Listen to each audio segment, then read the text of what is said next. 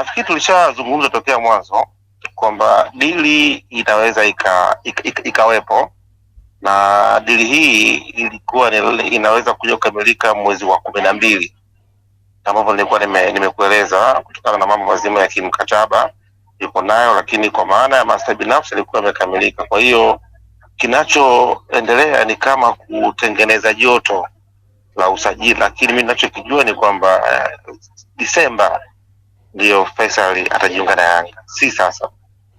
Kuna taarifa kwamba Young Africans wameshakubaliana kila kitu na mchezaji huyo na wana mpango wa kuwasilisha ofa pale Azam kwa ajili ya kumsajili huyu mchezaji. Hizi taarifa pia zikoje nazo? Makubaliano Faisal na Yanga yakuwa leo wala jana, ni muda mrefu nishakwambiaga bwana Mwandike. Lakini kinachotafuta saizi hapa ni story tu imeibuka. Wachezaji ambao Yanga wamebakia nao saizi ni wachezaji wawili kama sio watatu. Kwa maana nilikwambia kuna issue ya Gilimugisha, kuna issue ya Aziziki na issue ya Mabula ambazo zimebakia mpaka sasa. Kuna issue ya Aziziki, Gilimugisha na issue ya Mabula. Kwa hiyo ndio usajili ambao umesalia umekiwa Yanga. Kwa hiyo hili la Jean Claude Gilimugisha ni usajili sahihi kabisa, upo ni taarifa. Uko sahihi, wewe okay tu. Kwa hizi taarifa ambazo zinazungumza kwamba ni mchezaji Faisal amewasilisha pale barua kunako klabu ya Azam ya kuvunja ya kuomba kuachwa ama kuondoka kwenye klabu nyingine, sio pia taarifa ambazo zinahusiana na hilo? Sio kweli. Nakwambia. Kwa hiyo kiwalisia mazungumzo ya Faisal kwa dirisha hili hayapo. Kama kumuona ni msimu ujao mwezi wa 12. Dirisha dogo. Ni kweli? Nakwambia. Kwa nini inashindikana sasa? Kutokana na bado ana mkataba mwaka mmoja. Ndio. Na Azam kama wataweza kumwachia kipindi hiki. Kwa hiyo nafikiri dirisha dogo ataondoka. Dirisha dogo kwa 12.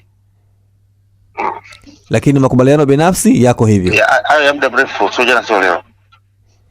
Sasa hizi taarifa zinazuka wapi za kuzungumza kwamba mambo yako sawa kati ya Yanga na Faisal, na tajiri anaonyesha kwamba kuingia mazima?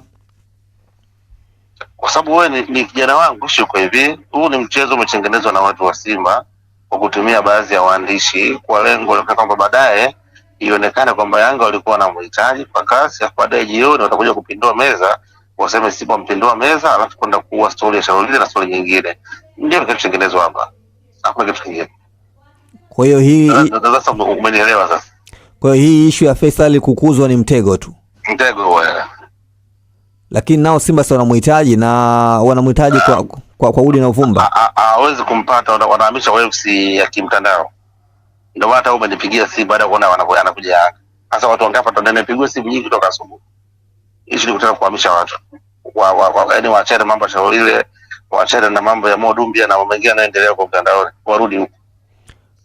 Kwa hiyo hili ambayo inazungumzwa ni kuinyamazisha kuinyamazisha kasi ya Yanga kwenye kuzungumzwa mitandaoni. Lakini kwenye dili la Jean Claude Gilimugisha bado lipo. Na kwa wachezaji hawa wawili ambao wamesalia, huenda hao nimekutajia ndugu yangu Mwandike. Yeye na Stefano Aziziki. Hiyo chukua kana nayo. Lakini watu wanaamini kwamba huenda kukawa na ugumu kwa sababu ni wachezaji ambao wangali na mikataba. Yanga kipindi hiki ameandaa jumla ya bilioni 25 za usajili, klabu bilioni 8, tajiri bilioni 17. So unaweza kunielewa. Bilioni? Bilioni 25. Sasa unashinda kumuona. Bilioni 25. Lakini jana ametamka bilioni 15 Ali Kamwe. Sasa hizi nyingine mimi ndo nakwambia sasa. Unipigia simu? Ndio nimekupigia simu na kufahamu kwa sababu mara nyingi na taarifa zako ni za kweli, mara nyingi taarifa zako ni za kweli. Basi chukua hiyo. Kwa hiyo huku Gilimugisha, huku Aziziki, pale kati Sharolile.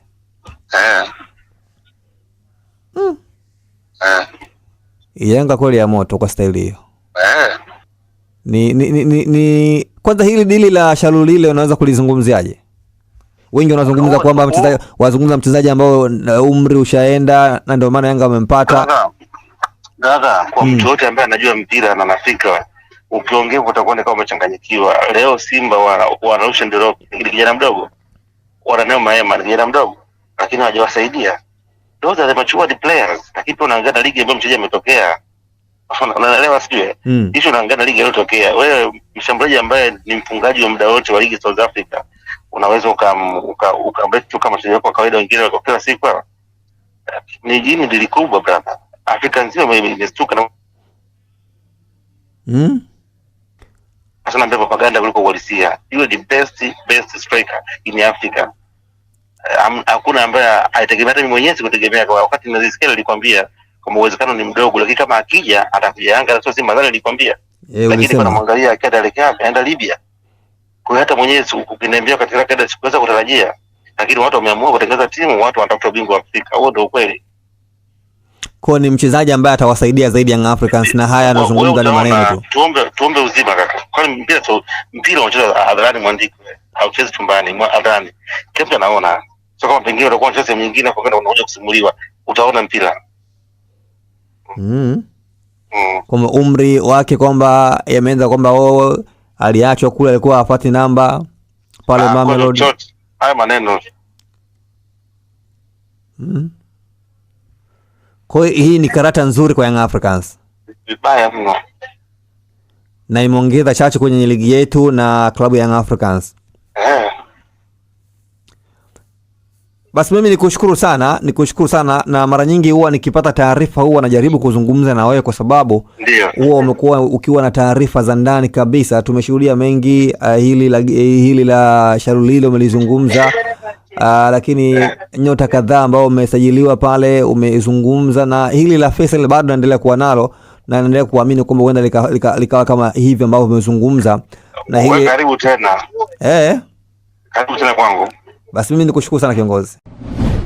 Usisahau kusubscribe kwenye YouTube Mwandike Digital.